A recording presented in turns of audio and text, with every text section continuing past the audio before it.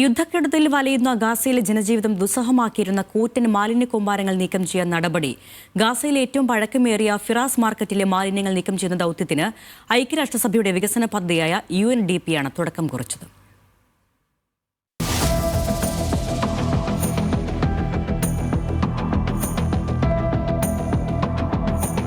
ഗാസയുടെ ഹൃദയഭാഗത്ത് സ്ഥിതി ചെയ്യുന്ന പുരാതന വാണിജ്യ കേന്ദ്രമായ ഫിറാസ് മാർക്കറ്റിൽ ഇന്നുയരുന്നത് കച്ചവടക്കാരുടെ ശബ്ദമല്ല, മറിച്ച് ദുർഗന്ധവും രോഗഭീതിയുമാണ്. ഗാസയുടെ ആത്മാവ് എന്ന് വിശേഷിപ്പിക്കാവുന്ന ഫിറാസ് മാർക്കറ്റ് ഇന്ന് 13 മീറ്റർ ഉയരത്തിൽ കുന്നുകൂടിയ മാലിന്യങ്ങൾക്കിടയിലാണ്. 2023 ഒക്ടോബർ 7 യുദ്ധം ആരംഭിച്ചതു മുതൽ ഗാസയിലെ പ്രധാന ലാൻഡ്ഫില്ലായ ജുഹർ അൽദിക്കിലേക്ക് മാലിന്യങ്ങൾ കൊണ്ടുപോകാൻ സാധിക്കാത്തതാണ് നഗരമധ്യത്തിൽ ഇത്തരമൊരു മാലിന്യ കൂമ്പാരം രൂപപ്പെടാൻ കാരണമായത്.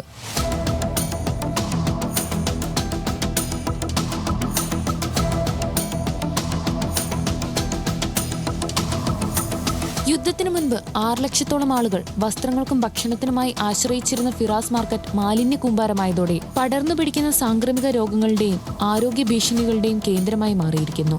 മാലിന്യം നീക്കം ചെയ്യാനുള്ള നടപടി യൂറോപ്യൻ യൂണിയൻ സ്വീകരിച്ചതോടെ ആശ്വാസത്തിലാണ് നഗരവാസികൾ.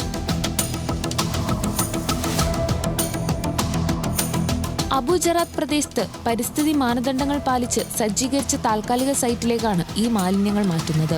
യൂറോപ്യൻ യൂണിയന്റെയും ഹ്യൂമാനിറ്റേറിയൻ ഫണ്ടിന്റെയും സഹായത്തോടെയാണ് പദ്ധതി നടപ്പിലാക്കുന്നത്.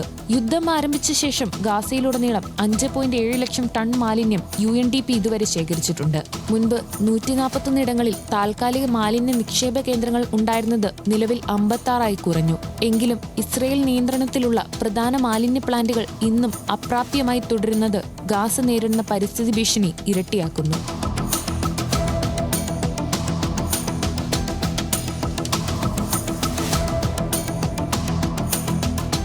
മാലിന്യം നീക്കം ചെയ്യുന്നത് ജനങ്ങൾക്ക് ആശ്വാസം നൽകുന്നുണ്ടെങ്കിലും യുദ്ധം അവസാനിക്കാതെ പൂർണ്ണമായ ശുചിത്വം സാധ്യമാകില്ല.